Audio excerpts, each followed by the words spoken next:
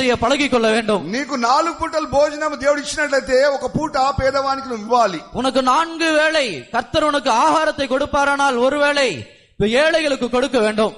దేవుడు నీకు కుటుంబం కావాల్సిన డబ్బు ఇచ్చినప్పుడు ఒక పేదవాడిని నువ్వు జ్ఞాపకం చేసుకుని వానికి సహాయం చేయాలి. தேவன் உனக்கு அதிகமாய் பணத்தை கொடுப்பார் என்றால் ஏழைகளை ஞாபகம் வைத்துக் கொண்டு அவர்களுக்கு உதவி செய்ய வேண்டும். విశేషంగా దేవుని యొక్క సేవకు నువ్వు సహాయం చేసినప్పుడు దేవుడు నిన్ను ఆశీర్వదిస్తున్నాడు. విశేషமாக దేవుని ஊழியத்திற்கு நீ உதவி செய்வாயானால் உன்னை கர்த்தர் ஆசீర్వదిக்கிறார். అందుకొరకే మేలు ఎరిగి కూడా మేలు చేయకుండా పోయినట్లయితే అది పాపంగా మార్చబడుతుంది. நன்மை செய்ய அறிந்தும் நன்மை செய்யாதவனாய் இருப்பாயானால் அது உனக்கு பாவமாய் மாற்றப்படுகிறது. ప్రతి విధమైన మూర్ఖత్వంతో కూడిన ఆలోచన అది పాపమని సామెతల్లో రాయబడుచున్నది. ஒவ்வொரு விதமான மூர்க்கத்தினால் நிறைந்ததான ஆலோசனைகள் அது பாவம் என்று நீதிமொழிகளில் எழுதப்பட்டிருக்கிறது. సామెతలు 24వ అధ్యాయము 9వ వాక్యం. நீதிமொழிகள் 24ஆம் அதிகாரம் 9ஆம் வசனம். సామెతలు 24:9. நீதிமொழிகள் 24